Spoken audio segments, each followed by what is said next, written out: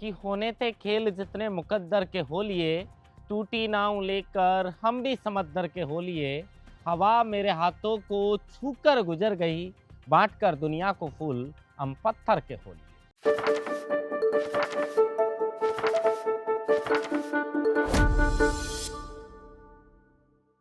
जगदीप धनखड़ ने अब चुप्पी तोड़ दी है। दोस्तों, राजनीति के अंदर कुछ भी स्थायी नहीं होता। राजनीति के अंदर कब क्या हो जाए कुछ कहा नहीं जा सकता। 2025 के जुलाई के महीने में जब जगदीप धनखड़ ने इस्तीफा दिया था, उस वक्त भी पूरा विपक्ष और मीडिया ये सवाल पूछ रही थी कि क्या हो गया अचानक, आखिर क्यों जगदीप धनखड़ ने उपराष्ट्रपति पद से इस्तीफा दिया है। और कारण जो बताया था वो लोगों के गले नहीं उतर रहा था कि जगदीप धनखड़ का स्वास्थ्य तो बिल्कुल ठीक है। अब चूरू जिले के सादलपुर के अंदर पूर्व उपराष्ट्रपति जगदीप धनखड़ ने अपनी चुप्पी तोड़ डाली है और ये कह दिया है कि मैं अपने स्वास्थ्य के प्रति कभी लापरवाह नहीं था। मैंने कभी नहीं कहा कि मेरा स्वास्थ्य खराब है।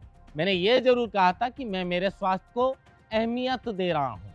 और दूसरा बयान, हाथ लगाकर वो एक शख्स से पहले बातचीत करते हैं और फिर हाथ लगाकर कहते हैं कि अब मुझे दाढ़ी वालों से डर लगता है। ये तंज किस पर था? कौन है दाढ़ी वाला? क्या राहुल गांधी के लिए कह रहे थे या फिर वो प्रधानमंत्री मोदी पर तंज कस रहे थे?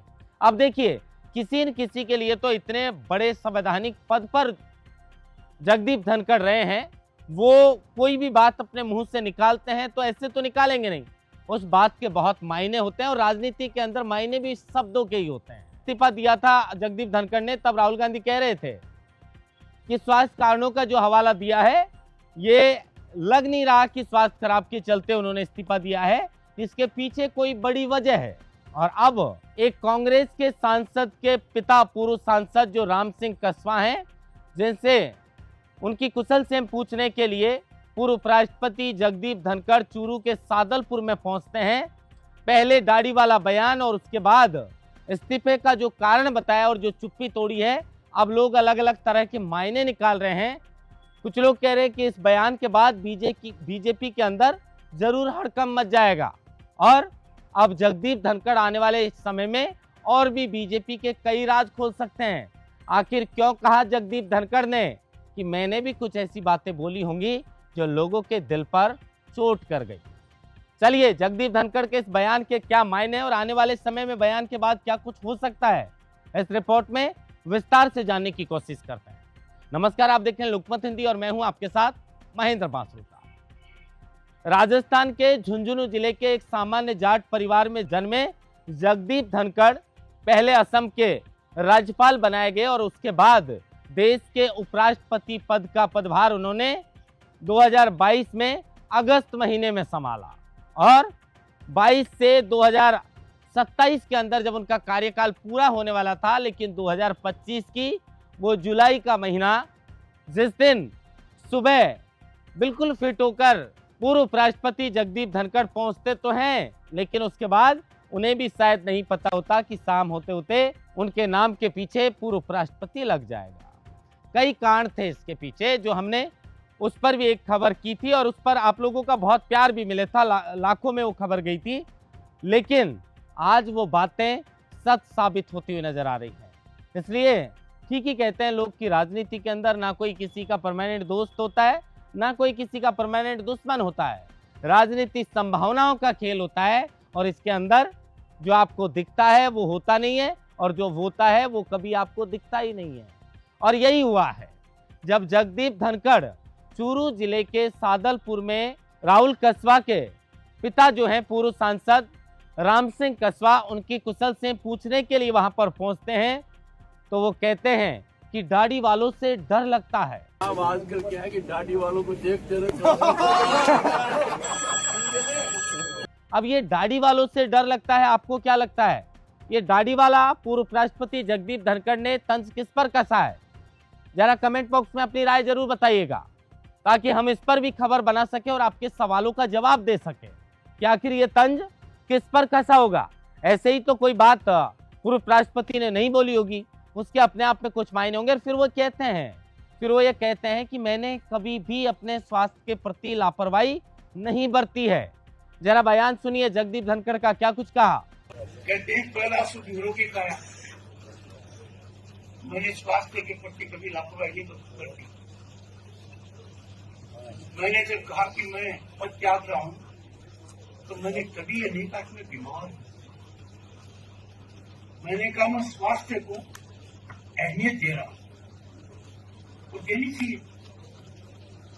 अपने शास्त्रों में लिखा हुआ है अलग अलग कालखंड में कुछ जैसे जी है नहीं कालखंड अलग अलग।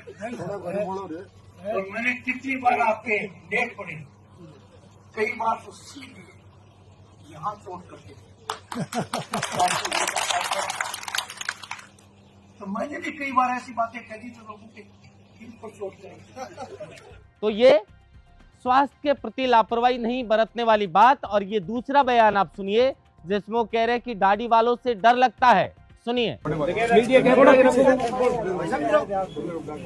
साहब आजकल क्या है कि दाढ़ी वालों को देखते रहे ये दाढ़ी कर दो तो समझ में आए। मेरे ये ओसडी दाढ़ी को रखता है। तो देखिए किस तरीके से लोगों के हंसी ठहाके छूटने लगे जब जगदीप धनखड़ ने दाढ़ी वालों से डर वाली बात कही थी। लेकिन पूर्व उपराष्ट्रपति हैं, पूर्व राज्यपाल हैं, ऐसे संवैधानिक पद पर रहने के बाद जगदीप धनखड़ की बातों के अपने आप में बहुत मायने होंगे और इनके रिजल्ट भी आने वाले समय में हो सकता है कि हमें देखने को मिल जाए। बीजेपी में इनके बयान के बाद संभवतः टेंशन बढ़ सकती है। और दूसरा ये भी मामला है क्योंकि बीजेपी की विचारधारा से आते हैं जगदीप धनखड़ और अब मुलाकात करने के लिए पूर्व सांसद राम सिंह कस्वा यानी वर्तमान जो सांसद राहुल कस्वा उनके घर पर पहुंचे, जो भी पहले बीजेपी के जो है वो हुआ करते थे। लेकिन देवेंद्र झांझड़िया को टिकट दे दिया लोकसभा के अंदर और राहुल कस्वा को भरोसा था अपने आप पर कि मैं चुनाव जीत जाऊंगा मेरी दम पर, और वही हुआ। बीजेपी की विचारधारा को छोड़कर कांग्रेस पार्टी के अंदर राहुल कस्वा की एंट्री होती है, सांसद बनते हैं और उन्हीं सांसद साहब से मुलाकात करने के लिए जगदीप धनखड़ पहुंचे हैं। कुछ दिन पहले राहुल गांधी से भी तकरीबन 90 मिनट तक मुलाकात जगदीप धनखड़ ने की थी। उसके बाद भी लोग अलग अलग तरह की चर्चाएं जो है वो जगदीप धनखड़ की इस मुलाकात को लेकर निकाल रहे थे। अब कांग्रेस से जुड़ी विचारधारा वाले लोगों से मुलाकात करना और लगातार इस तरह के बयान देना अपने आप में ये बहुत कुछ बयां करता है, जिसका परिणाम भी आने वाले समय में देखने को मिल सकता है। दोस्तों आपको क्या कुछ लगता है, क्या जगदीप धनखड़ अब पूरी तरह चुप्पी तोड़ेंगे? क्या कांग्रेस पार्टी में जा सकते हैं? क्या इसीलिए कांग्रेस के नेताओं से लगातार मुलाकात करें? कमेंट बॉक्स में अपनी राय जरूर बताइएगा। फिर एक खबर लेकर आपके लिए हाजिर होंगे। तब तक देखते रहिए लोकमत हिंदी। नमस्कार।